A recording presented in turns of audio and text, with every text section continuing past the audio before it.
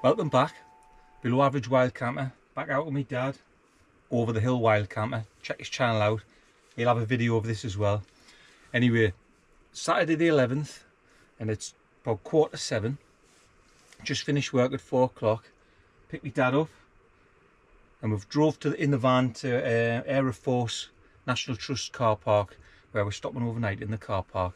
Just costs a tenner.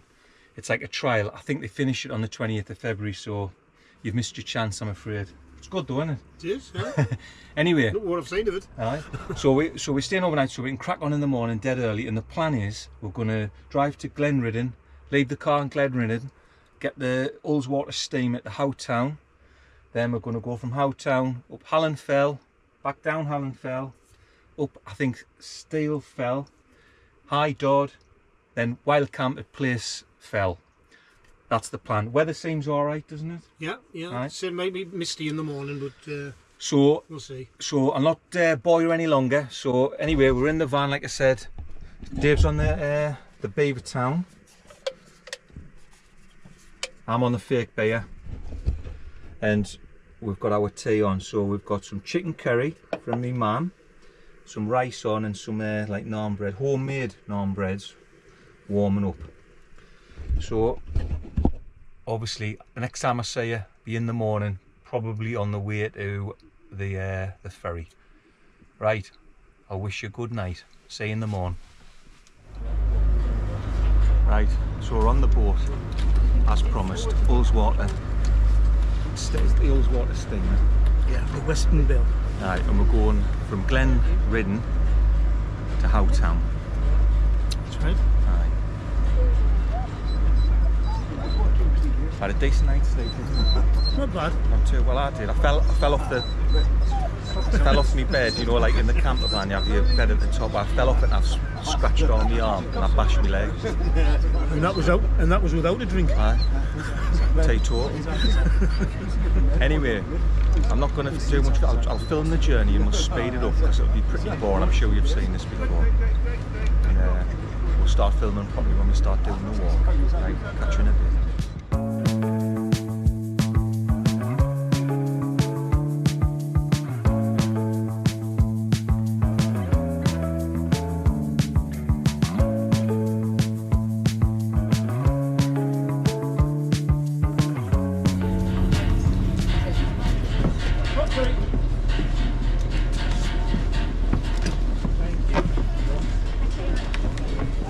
Did you enjoy that, Dave? Yeah. I like a boat ride.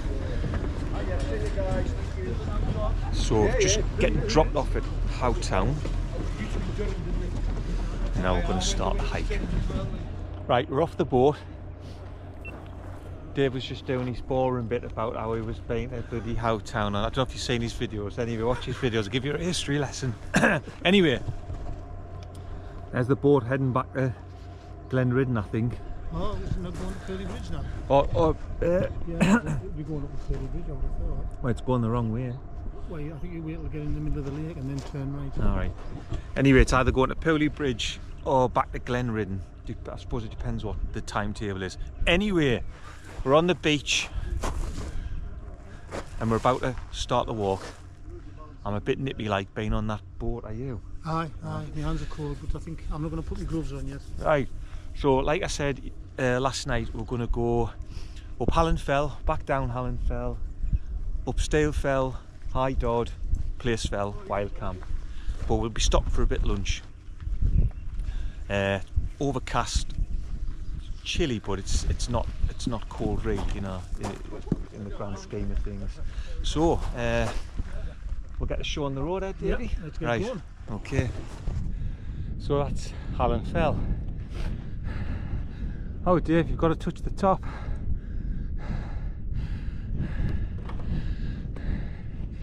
Don't let his frail exterior fool you. I went out on my bike with him a week ago, and fair enough, I was on a bad day. Any cyclist will tell you get a bad day now and again. But he put the hurt on all day. First win ride of the day. Is it? Yes. Well, it's the only one we've been up. Right, that's Hallin Fell. There's only 2 Wainwrights this walk, Hallin Fell and Sleet Fell. Next one is Sleet Fell. So I'll speak to you when we get to the top of that one as well.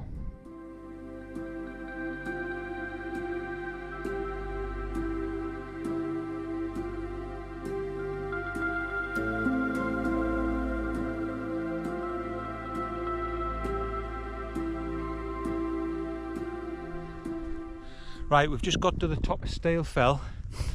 So we dropped down off Hallin Fell and then back up Sleet Fell. And this is about, well, it's the same height as Hallin Fell, pretty much 378 metres, but this isn't a Wainwright. Anyway, I would say that was pretty steep. So they might look pretty benign on the map, but they're pretty steep. Dad? They certainly are. Heart was going like the clappers. And coming up, there's no wind, but on the top, there's just a gentle breeze to cool us down a bit. But yeah, great. So far we're having a very, very good day. Haven't really passed many people, just one fell runner. I thought Hallin Fell would have been a bit busier, but just 1 or 2 on the top. So I think we'll have there's a bit of a lull in the climbing, and then we're going to climb up to High Dodd, Sleet Fell. So we'll maybe find somewhere a bit out the wind here and have our sandwiches. Courtesy of me mum. What are they, Dave? Bacon and egg. Bacon and egg, lovely, me favourite.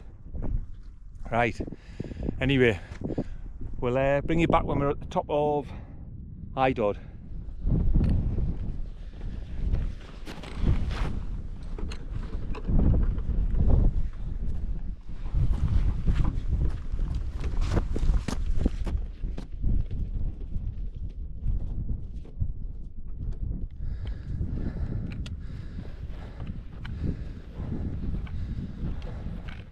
Right, that's High Dodd. It's not a Wainwright.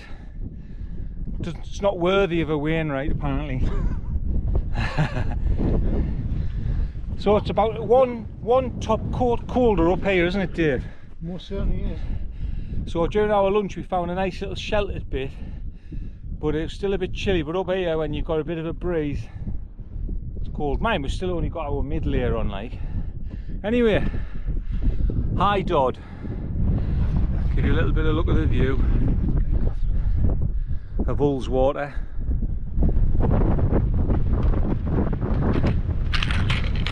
Sleet Fell, and on top that's Hallin Fell. Right, lovely. So next we're going up there, Sleet Fell, a bit higher still. Right, see you at the top of that.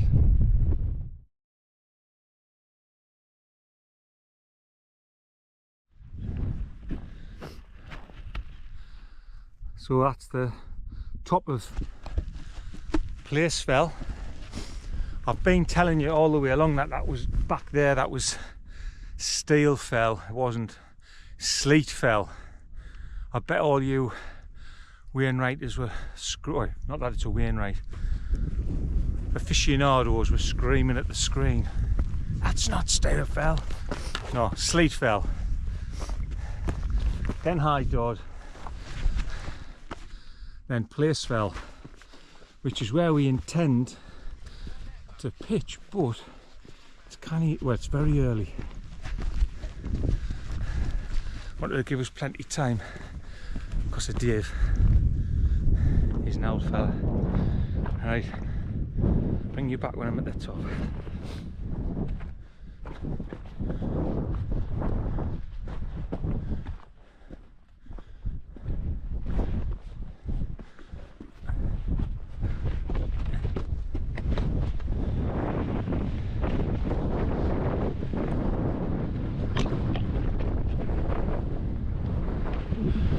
Sleet Fell.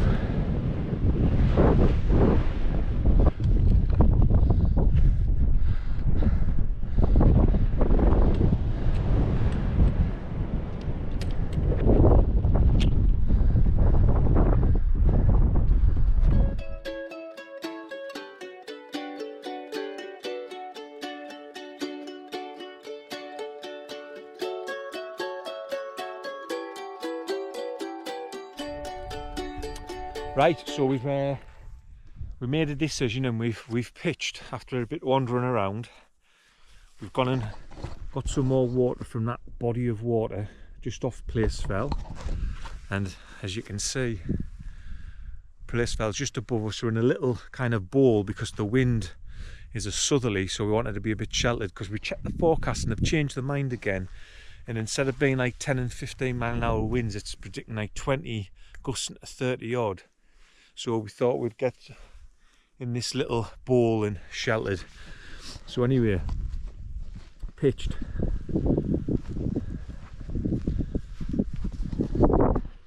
So I've got my thermarest with one of those little thin foam mats to stop us slipping about. Rubber scent 700. The Sea to Summit Aeros pillar. Some thermals. Fancy fleece. Down jacket, hat. So yeah, my battery ran out there. Didn't say it was like flat, but it just sort of like powering off. Anyway, where was I? So I've got my Trangia and my alcohol, and then I've got some ingredients. So I'm doing a Italian Trangia Masterclass tonight. Last few weeks, last few camps, I've forgotten something every time I've gone. Last time was coffee. So up to now, I've not discovered what I forgot, and I've unpacked. So it looks like I haven't forgot anything, but I'm sure if I have, it'll come to light later on. So anyway, I'm gonna get a wash, have a shower in the ensuite, and get some clean gear on. My dad's gonna do us a coffee, but I'll give you a bit of spin round my tent. There's no wind at the minute, so I haven't guyed out the kind of the mid panel stuff, just a few of them.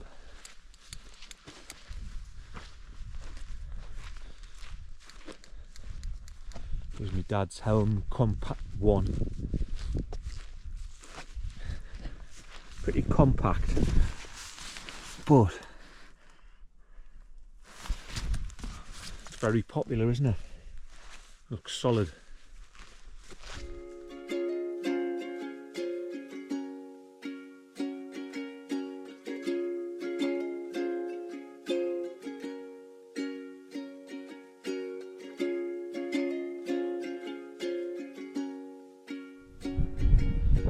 Just having 5 minutes before I start the Trangia Masterclass. So that's where we came from, down there, Glenridden, and we got the steamer, the ferry, all the way around to Howtown, and yeah, sun's just breaking through for the first time today, really.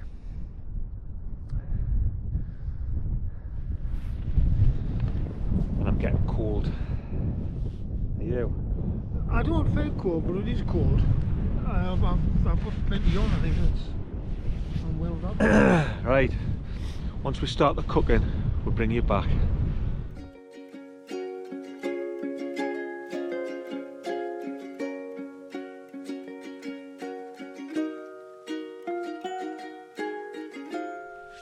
Right, okay, dinner time. So unlike the previous time, I've remembered the Trangia.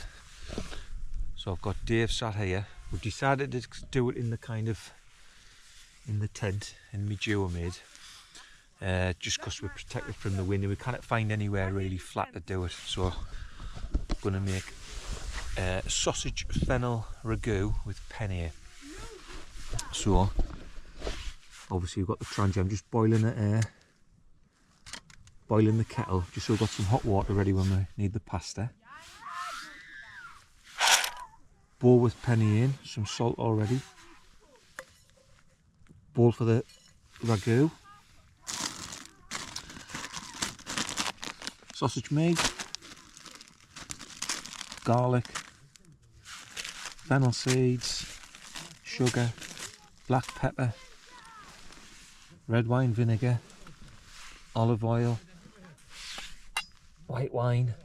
Tin tomatoes. Tomato puree. Fresh basil. Mise en place. So we'll try and film it as we do it, okay? Right, Dave's the cameraman. Right, so if if you pointed the dish or heating the dish up, got some olive oil.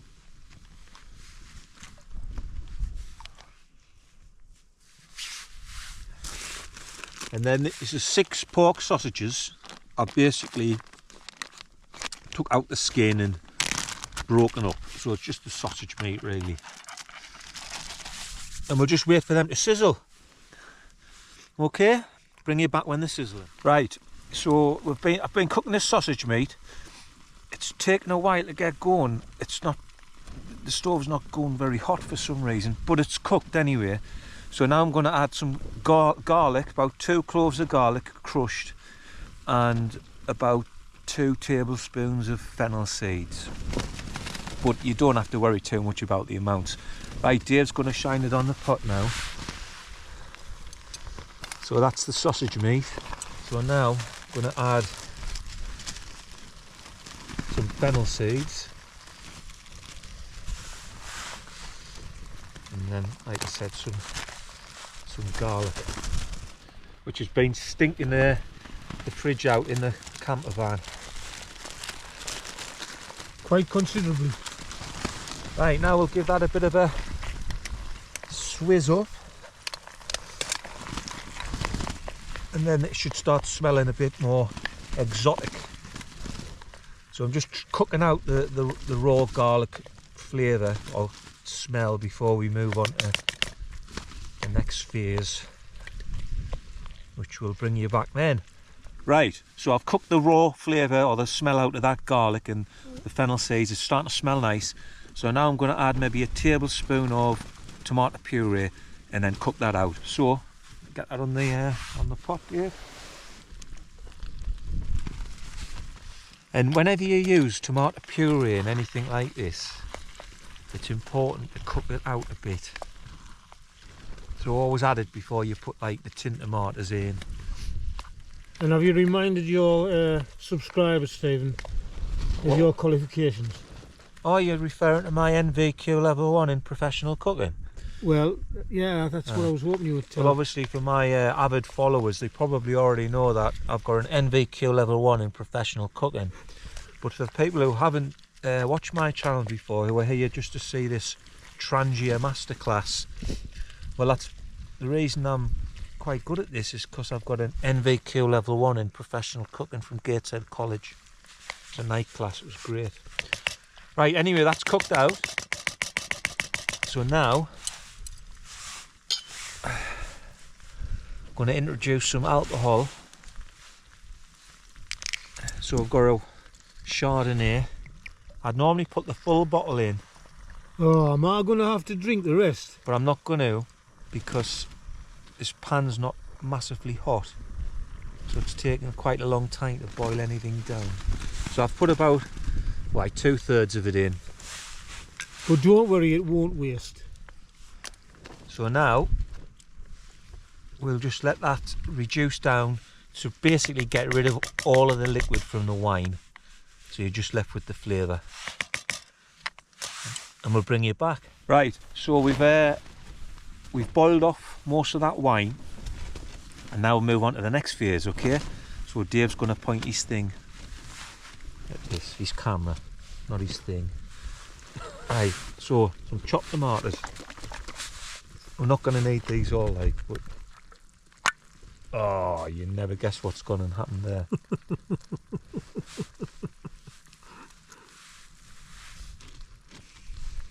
Right, we'll bring you back when we've worked out how to get into this can. Right, so obviously that didn't go to plan, eh?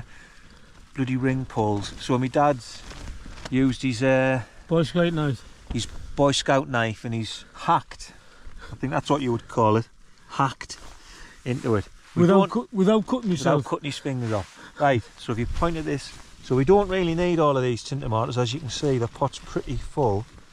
I think that's probably enough. Just probably about 3/4 of that tin, to be honest, at least 2/3. Right, next thing, let's season it. So don't be tight with the salt. Get the salt in, at least a teaspoon. Red wine vinegar,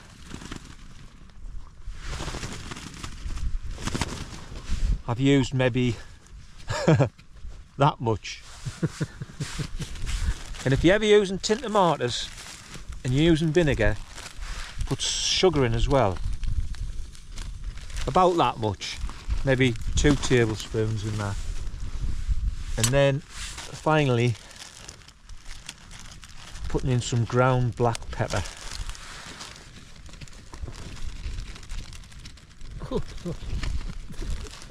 Probably a bit too much, to be honest. It's gone in my eyes. Gone in Dave's eye. That was ground black pepper, but I did put a pinch of chili flakes in it just to warm us up. So that's why my eyes are burning. And then we'll simmer this probably for 15 to 20 minutes, and then we'll think about, well, while we're doing that, we might cook the pasta on my dad's gas stove. There's no skill in cooking pasta, is there? It's just penny. Right, we'll bring you back once it's looking good. Right, so the ragu's simmering nicely. We've got the pasta boiling on Dave's gas stove, and then we're going to put some fresh basil into the ragu now. So just tear it with your hands. Don't need to worry too much. And that'll just wilt to next to now in a minute.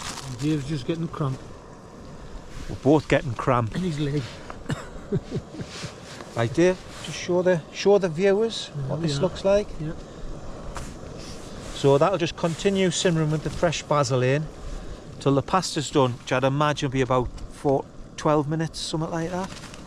Depends how you like it. If you like it al dente, we'll bring you back. Pasta's done.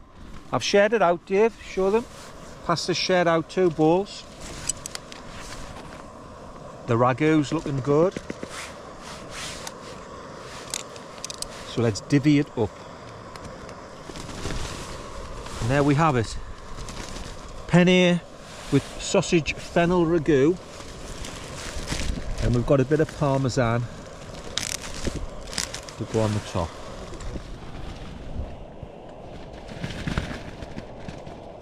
Right, well, as I'm sure you can guess, that fennel sausage ragu was an absolute triumph.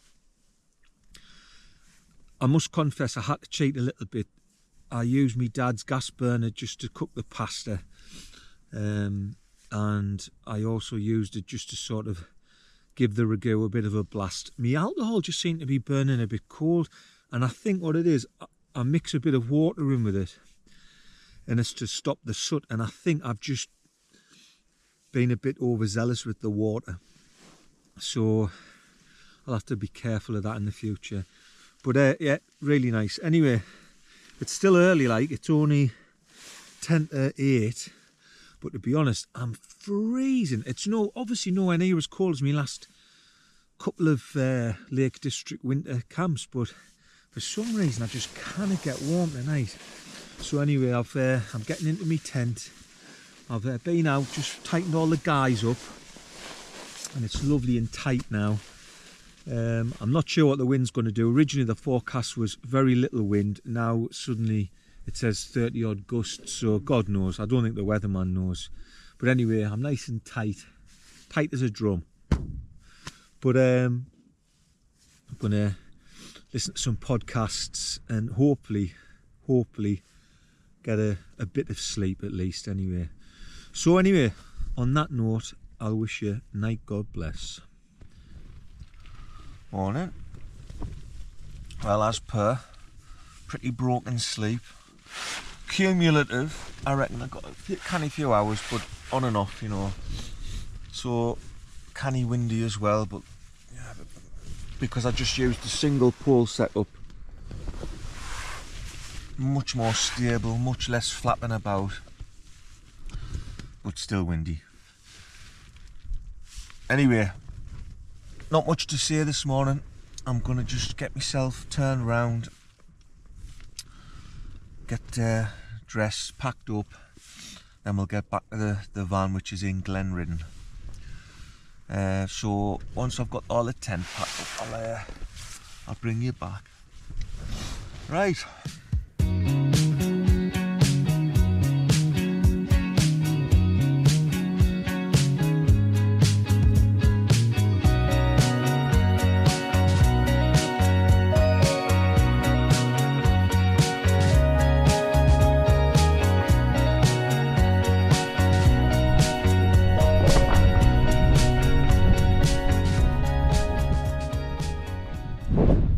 Decided to show its face.